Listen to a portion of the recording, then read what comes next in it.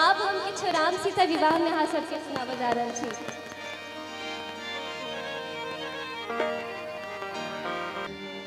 पूर्वा पश्चिमा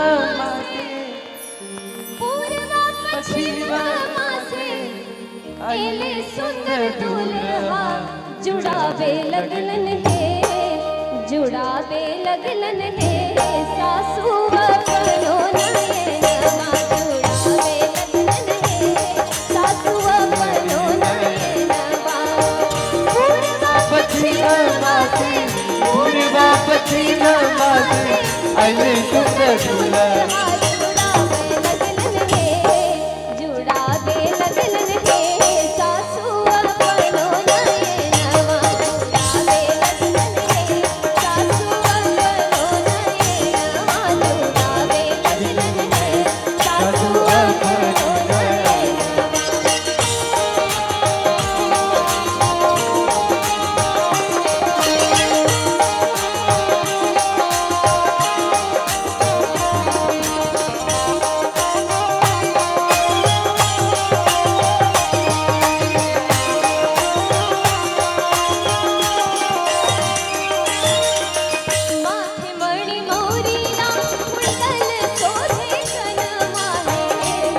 मणि मोरिया कुंडल शोभे कनवा में, कारी कारी कजला रे जुलमी नयनवा हे, कारी कारी कजला रे जुलमी नयनवा हे।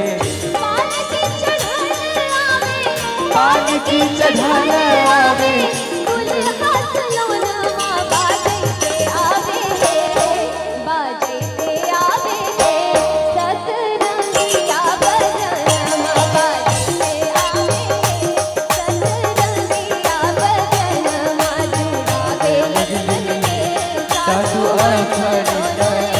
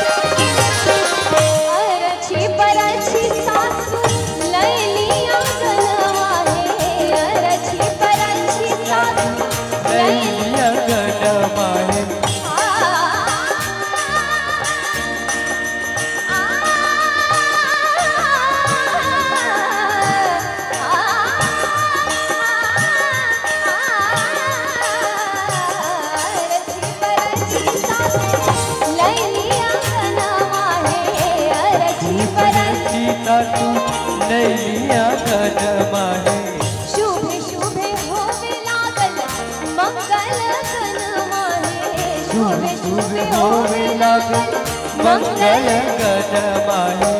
कनवा से कैसे मन कनवा से कैसे मन होवे कनमा लगन लागे हे, लगन लागे हे शोभा देखत कनमा लगन लागे हे, शोभा देखत कनमा जुड़ावे लगलन हे सासू अपनो नयनवा।